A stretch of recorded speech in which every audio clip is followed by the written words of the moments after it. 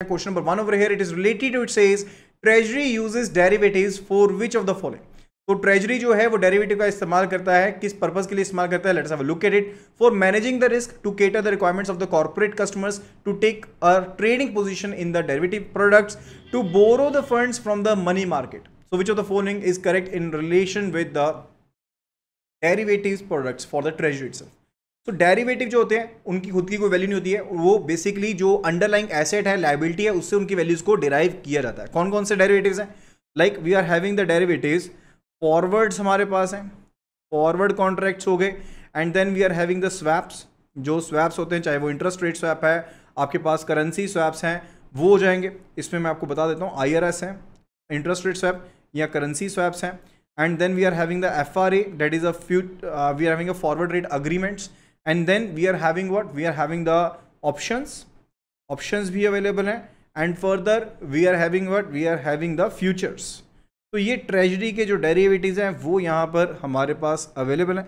इसके अलावा और डेरिवेटिव भी होते हैं, जैसे हमने बात की थी CLN की बात की थी या CDS की बात की थी. वो डेरिवेटिव वो क्रेडिट से रिलेटेड थे, लेकिन ट्रेजरी से रिलेटेड यहाँ पर बात करें तो ये हमारे पास है forward, swaps and further FRA, options, futures.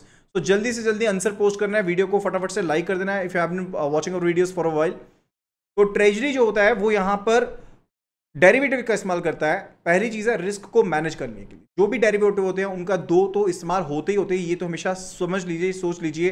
पहली चीज़ है so as to safeguard the risk, and second it is related for speculation purposes, यानी कि प्रॉफिट पर्पस के लिए ना, हम अपनी ट्रेडिंग पोजीशन उसमें अटेन करना चाहते हैं, उसमें अर्निंग करना चाहते हैं, उसके लिए भी इसका इस्तेमाल किया जाता है. ठीक है, तो यहाँ पर पहले ऑप्शन यही कह रहा है to manage the risk, that is correct. To cater the requirements of the corporate customer, that is also correct. अगर कोई आपका कॉर्पोरेट कस्टमर आपसे फॉरवर्ड कॉन्ट्रैक्ट बुक करना चाहता है तो आप उसको मना थोड़ा ना करोगे. अगर वो इंटरेस्ट रेट स्वैप लेना चाहता है तो बैंक भी तो कमीशन अर्न करेगा. ठीक है, तो that is also correct. To take a trading position, वो अपने प्रोप्राइटरी बेनिफिट के लिए, that is also correct over there. Option 4 it says to borrow the funds from the money market, कि यहां पर फंड्स को बोरो करने के लिए इसका इस्तेमाल किया जाता है. क्या फंड्स को बोरो करने के लिए इसका इस्तेमाल होता है? नो, फंड्स को बोरो करने के लिए डेरिवेटिव का इस्तेमाल करने की जरूरत नहीं है. So only 1 2 3 over are correct over here. So right answer will be option C. Right answer over here is option C in this particular regard. तो क्वेश्चन नंबर 1 का जो आंसर है that is option C over here. Now let's move to the next question over here. It says which of the following related to exchange traded product is not matched correctly. अब exchange traded product को लेकर के कौन सी चीज properly matched नहीं है?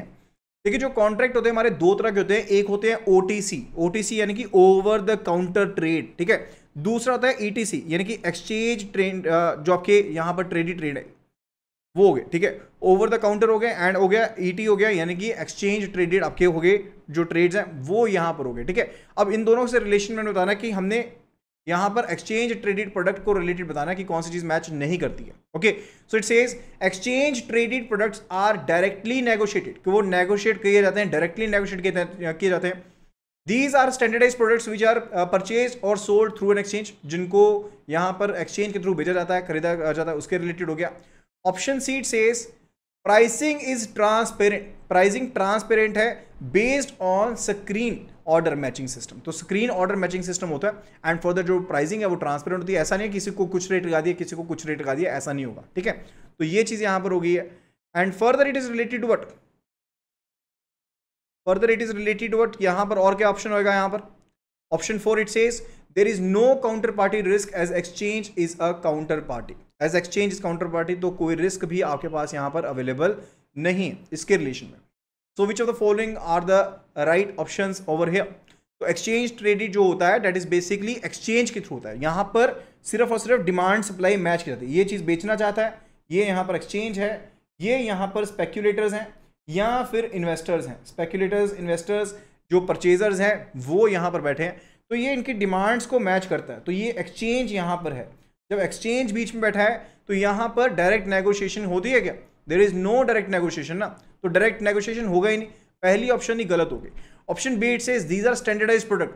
ये बिल्कुल ये स्टैंडर्डाइज्ड प्रोडक्ट होते हैं जिनको खरीदा बेचा जाता है, that is correct over there. Pricing is transparent, तो प्राइसिंग तो ट्रांसपेरेंट होता ही है क्योंकि स्क्रीन बेस्ड आपका ट्रेडिंग सिस्टम जो है उसका इस्तेमाल किया जाता है. There is no counter party risk, तो डेफिनेटली काउंटर पार्टी रिस्क नहीं है क्योंकि आप यहां पर इनके साथ नहीं डील कर रहे, you are dealing with the exchange itself. आप एक्सचेंज के साथ डील कर रहे हैं, तो ये भी यहां पर करेक्ट है कि काउंटर पार्टी रिस्क आपका इस केस में नहीं होता है. OTC के केस में आपके पास काउंटर पार्टी रिस्क होता है. तो यहां पर आंसर जो है that will be option A. Option A over here is the right answer, ठीक है। ऑप्शन ए जो है that is the right answer in this particular regard. Now let's move further. Question number 3 it says which of the following related to the over the counter product is match correctly. अब OTC से related आपने बताना कि कौन सी चीजें properly match की गई हैं। अब तो ये थोड़ा सा आसान हो गया क्योंकि आपको एक्सचेंज ट्रेडेड प्रोडक्ट के बारे में पता लग गया, तो ओटीसी के बारे में बताना काफी ज्यादा आसान हो जाएगा। First it says contract date amount terms are standardized, कि कॉन्ट्रैक्ट की डेट, उसका जो अमाउंट होगा, उसकी जो टर्म्स होती हैं वो स्टैंडर्डाइज्ड होती हैं। Option B it says these are directly negotiated and obtained from the bank, आप डायरेक्टली नेगोशिएशन करते हैं एंड ऑब्टेन करते हैं बैंक से। And for the option C it says counter party risk is not present, किस case में भी आपके पास काउंटर पार्टी रिस्क जो होता है वो प्रेजेंट नहीं होता है। So which of the following would be the right answer in this particular regard. तो यहां पर सही आंसर क्या होने वाला है, जल्दी से जल्दी उसके रिलेशन में आपको आंसर पोस्ट कर देना है। So kindly please do post the answer at the earliest. तो ओटीसी का मतलब क्या है कि आप ओवर द काउंटर, यानी कि अगर ए ने बैंक से डील करनी है तो सीधा बैंक से डील करेगा, इन बिटवीन कोई भी पार्टी नहीं है। यहां पर एक काउंटर पार्टी दूसरी काउंटर पार्टी से डील कर रही है, तो यहां पर फ्लेक्सिबिलिटी रहती है। यहां पर क्या रहता है, फ्लेक्सिबिलिटी रहती है, यानी कि terms and conditions could alter based upon the customer demand. तो ये स्टैंडर्डाइज नहीं होती है, ये गलत हो गई यहां पर, ये चीज यहां पर क्या हो गई, यहां पर गलत हो गई, ठीक है। तो हमने बताना था कि यहां पर कौन सी मैच्ड है करेक्टली। तो यहां पर दूसरी चीज क्या है, it says these are directly negotiated, बिल्कुल ये डायरेक्टली नेगोशिएटेड है, क्योंकि एक्सचेंज ट्रेड में तो आपके पास डायरेक्ट नेगोशिएशन नहीं होती है, लेकिन इस केस में आपके पास डायरेक्ट नेगोशिएशन यहां पर होती है।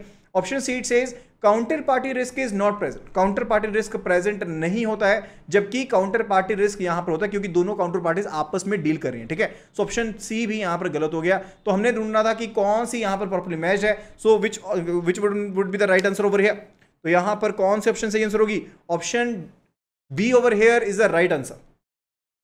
जो ऑप्शन बी है क्वेश्चन नंबर 3 में, that is a right answer over here in this particular regard. Is that clear, ये चीज क्लियर होगी यहां पे।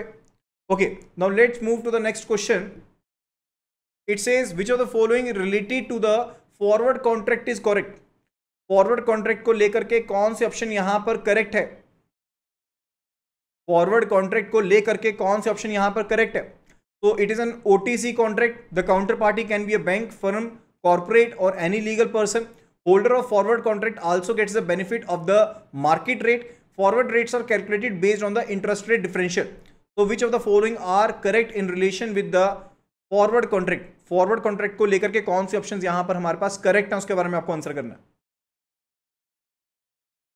तो पहली चीज तो आप ये जान लीजिए कि फॉरवर्ड कॉन्ट्रैक्ट जो होता है वो एक डेरिवेटिव है, and further it is an OTC. ये क्या है, ओवर द काउंटर कॉन्ट्रैक्ट है। That is true, that is absolutely true कि ओवर द काउंटर कॉन्ट्रैक्ट है मेरे पास, ठीक है।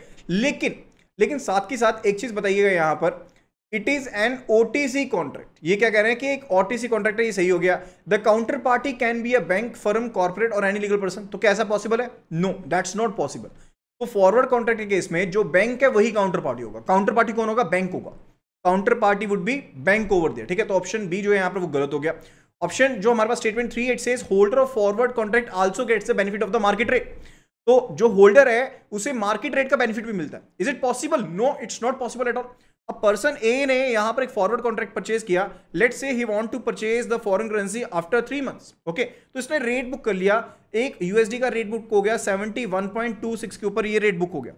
लेट्स से 71.26 के ऊपर ये रेट यहां पर बुक हो चुका है, ठीक है। तो अगर यहां पर ये रेट बुक हो चुका है तो क्या इसके ऊपर इसको चेंज किया जा सकता है। अगर मान लीजिए मार्केट में इसका रेट ड्रॉप हो गया आफ्टर 3 मंथ्स, जो रेट था इसका वो यहां पर ड्रॉप हो जाता है, तो क्या यहां पर इस रेट का इस्तेमाल हो सकता है, इसको यहां पर बेनिफिट मिलेगा, no he will not be getting the benefit. Either इसको कॉन्ट्रैक्ट कैंसिल करना पड़ेगा, जो चार्जेस है वो पे करने पड़ेंगे कैंसिलेशन के, and then only he can do basically getting the benefit from the market itself.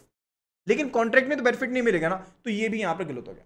Option B यहां पर गलत हो गया, ऑप्शन सी मेरे पास स्टेटमेंट गलत हो गया।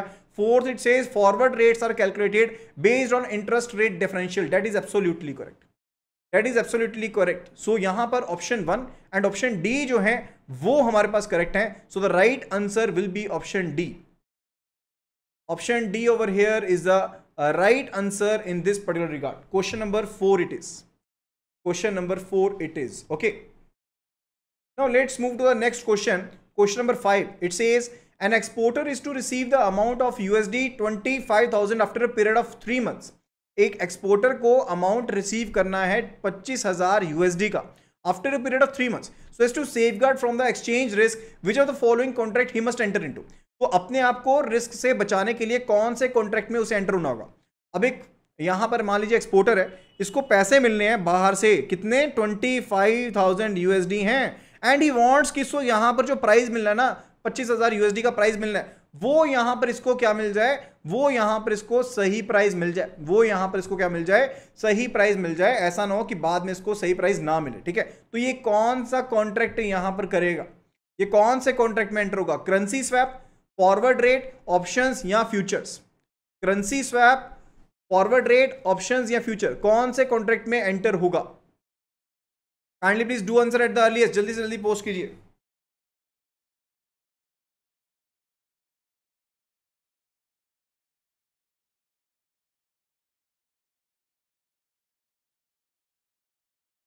जल्दी से जल्दी आंसर पोस्ट कीजिए। यहां पर करेंसी स्वैप, फॉरवर्ड रेट या फिर कौन सा यहां पर जो ऑप्शन है उसका इस्तेमाल होगा। देखिए जब हम बात करते हैं related to currency swap, what do you mean actually by the currency swap. Currency swap के केस में कैश फ्लो को आपस में चेंज करते हैं। यानी कि मान लीजिए मुझे कहीं से पैसा मिलना था USD में, एंड एक और पार्टी है उसको पैसा मिलना था INR में। अब INR वाली पार्टी चाहती है कि उसको USD में पैसा मिले, USD वाली पार्टी चाहती है उसको INR में पैसा मिले, तो ये आपस में चेंज कर सकते हैं, ये आपस में चेंज कर सकते हैं जहां पर दो related supply and demand present है। क्या यहां पर ऐसा है, नो इट्स नॉट देयर, तो ये करेंसी स्वैप नहीं है। Forward rate would be the agreement, forward rate would be the agreement जिसका यहां पर इस्तेमाल होगा। देखिए आप आज की डेट में ही रेट बुक कर लेंगे, आप आज की डेट में रेट बुक कर लेंगे कि 3 महीने के बाद आपको यहां पर USD का वही प्राइस मिल जाएगा। So it will be option B over here. Option B would be the right answer in this particular regard, that is related to the forward rate, ठीक है। अब फॉरवर्ड रेट किस तरह से कैलकुलेट होता है, फॉरवर्ड रेट के case में जल्दी से जल्दी बता दीजिए कौन किस तरह से कैलकुलेट करते हैं। It is based upon the spot rate and the forward points. जो आपके फॉरवर्ड पॉइंट्स हैं, स्पॉट रेट है, उसके बेस पर ये रेट जो है वो कैलकुलेट किया जाता है in case of forex over there. Is it okay. Now let's move to the next question, question number 6 over here. It says which of the following related to the options is correct. अब options भी क्या है मेरे पास, derivative contract है, these are also the derivative contract. अब option के case में एक पर्सन जो होता है वो यहां पर ऑप्शन बनाता है जिसको ऑप्शन राइटर कहते हैं, एंड एक पर्सन ऑप्शन में परचेज करता है, एंड एक पर्सन जो है वो यहां पर ऑप्शन को परचेज करता है। So you need to answer accordingly over here. Okay. So option 1 it says it provides the right but not the obligation to buy or sell the financial instrument. Second it says purchaser of the option pays a non-refundable amount to the option writer. जो purchaser है option का वो यहां पर एक non refundable amount जो है वो ऑप्शन राइटर को पे करता है। The price of the option agreed to is called what, it is called premium.